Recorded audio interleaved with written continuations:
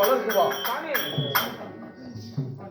அதாவது இமயமலச்சாரல், இமயமலச்சாரலில் சம்புகா நதி ஓரம். இந்த சம்புகா நதி ஓரத்திலே தேவாதி தேவர்கள் சுருள் 33 கோடி தேவர்கள், 48,000 ரிஷிமார்கள், கென்னர் கிருதவர் சித்தபத்தாதி அசுவன தேவர்கள் முதல் கொண்டும் இந்த 3 தேவருக்குள்ள அடக்கம். கிருஷ்ணன், ஈஸ்வரன், இந்திரன், இந்த 3 தேவருக்குள்ள அடக்கமானவர்கள்.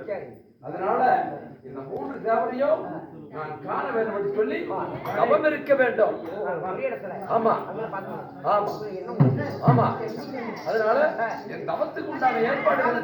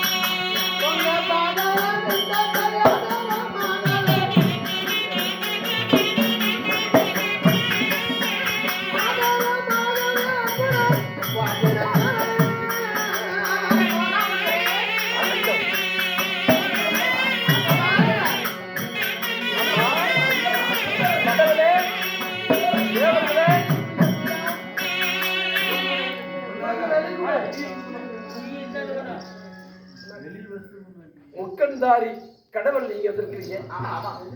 ஆட்கள் அழித்தல் படைத்தல் அனைத்தும் பொருந்திய கண்ணன் வந்திருக்கிறார். அந்த தேவாதி தேவர்களாம் முதல் கடவுளாகிய 32 படி சிவாதலத்தை விட்டு வந்திருக்கிறீங்க. கடவுளே, உங்களை காணவே நான் தவம் இருந்தேன்.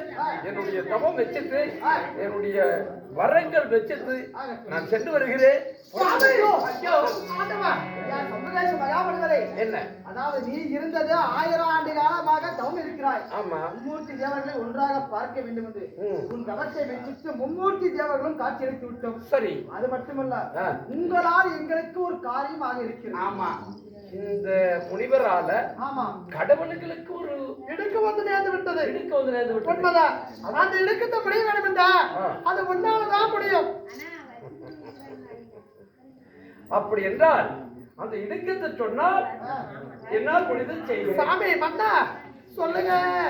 முனிவரே, தந்திராவரி கோட்டை ஆண்டக்கூடிய வாதாபி அரசன் என்னிடத்திலே தந்திரமாக வந்து சாகாத வரம் வேகாத உடல் குறைவில்லாத செல்லும் எந்த ஒரு பெண்ணினுடைய ரோனின் வழியாக பிறக்காதவன் தான் என்னை கொல்ல முடியுங்கிற வரத்தை வாங்கிட்டான். சரி. அப்பேற்பட்ட வரத்தையும் கொடுத்துட்டேன். சகல தேவரையும் சிறையில் வைக்கத்தான். பொய்யுறுத்து வைத்து மெய்யுறுத்து எடுத்து உன்னை காணலாத வந்தேன். அவனை அழிப்பதா இருந்தால் உன்னாலதான் முடியும். நீ தான் ஒரு வழி சொல்லணும். அதாவது நான் செய்த யாகத்தை இந்த தேவர்கள் விடா முறையாக செய்தால் இந்த ஏகத்து வழியாக உங்களை காக்க ஏதாவது ஒரு உருவம் பிறக்க வழி இருக்குதப்பா. அப்படியா? இதை யார் செய்றீங்க? நீங்க செய். இந்திர பகவான் தான்.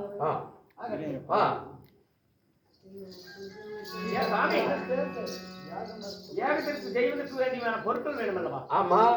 அதுக்கு என்ன வேணும் தெரியுமா? வன்னி குச்சிகள் வேணும். சுமசுமையா சரி இருக்குது. வன்னி குச்சிகள் வேணும். சரி. அது மட்டுமல்ல, இந்த பசுமாட்டு நெய் வேணும். காமதேன் பசு நெய் வேணும். சரி. இப்படி வாசமா திரைவி உண்டான பொருள்கள். ஆமா. இத கொண்டு வந்து யாகங்கள் செய்தா அது வழியாக இடத்தை வந்து ஆமா யார் மேலாவது நிரந்தரம் பண்ணணும். ஆமா. இதை யார் மேலேயும் நிரந்தரம் பண்ண முடியாது. இப்ப நான் எனக்கு ஒரு யோசனை. ஆமா, நானே இந்த இடத்துக்கு நீயே உரிமையானவர். அப்படியா? இந்த இடத்தை உண்மையில உறுதி செய்கிறேன். சிவ மேல இந்த இடத்தை உறுதி செய்கிறேன்.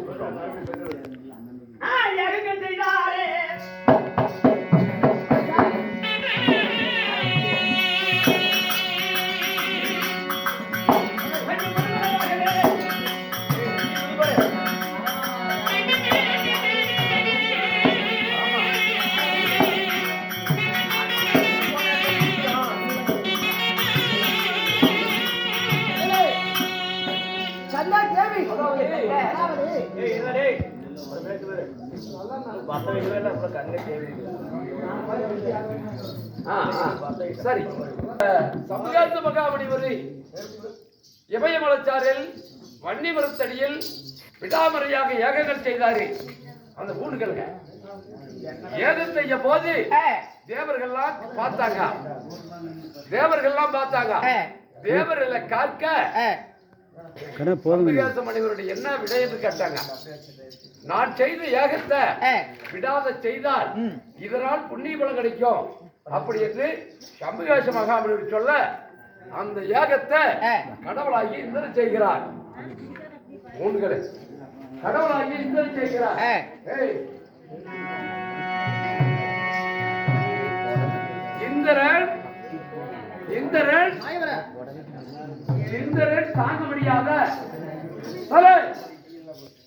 இந்திரன் தாங்க முடியாத ஓடி விடுகிறார்.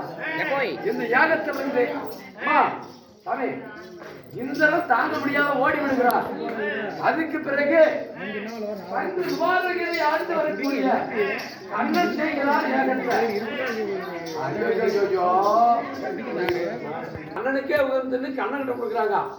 அந்த கண்ணன் கொடுத்த பிறகு சிவனும் பார்வதியும் விடாம படிக்கு கொடகோணமா நெய், வன்னி குச்சி, வாசன திரவிகள்லாம் சமாதி இதெல்லாம் போட்டு ஏகங்கள் வானத்துக்கும் பூமிக்கும் செய்யறாங்க.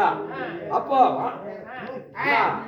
ஆனா கவுண்டரா பார்வதி செய்யும் போது இந்த வன்னி குச்சோ இந்த பசுமாட்டு நெய்யோ ஊத்தி கொடகுணமா என்ன ஊத்தி பத்த வச்சு எரிக்கும் போது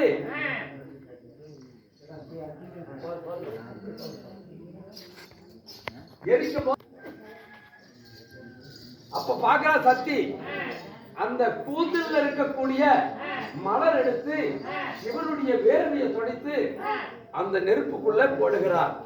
நெருப்புக்குள்ள போடும்போது அங்கிருந்து ஒரு குழந்தை துள்ளி பிறக்கின்றது. கேளுங்க சமயர்களே, 10 பேருக்கு அதாவது ஏழையா வாழ்ந்துடலாம், ஏழையா இருக்கலாம், எல்லாருமே ஏழையா இருக்கலாம். ஆனா கோழையா வாழக்கூடாது. நம்ம வீரவண்ணிய குலத்துல கோழையா இருந்து யாருமே பழக்கம் இல்லை. கோழையா இருந்து பழக்கம் இல்ல. ஒரு பண்ணை கெட்டு போச்சுன்னா 4 பண்ணைக்காரர் சேர்த்து ஆளுக்கு 1000 ரூபாய் கொடுத்து 2 மாடு வாங்கி கொடுத்து ஒன்றா காட்ட நாம பார்க்கலாம் அப்படின்னு செஞ்சவங்க. அது மட்டும் இல்ல, இந்த வன்னியை இன்னைக்கு தான் பிறக்கிறாரு.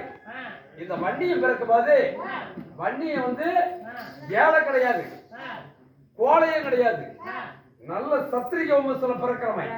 இவன் தான் நாடு ஆளவன், நாடு ஆள போறவன், நாடு ஆண்டுகிட்டு இருந்தவன். அப்படிப்பட்ட நம்ம வன்னி வரும்போது வன்னியனுக்கு வன்னியர் அந்நியருக்கு அடுப்பு கிடையாது. அப்படிப்பட்ட நம்ம வன்னி வரும்போது உங்க கையில உண்டான நோட்டுகளை அன்பளிப்பா செய்து உங்க நோட்டுகளை குத்தி பெருமைப்படுத்துங்க. நம்ம வம்மத்துக்கு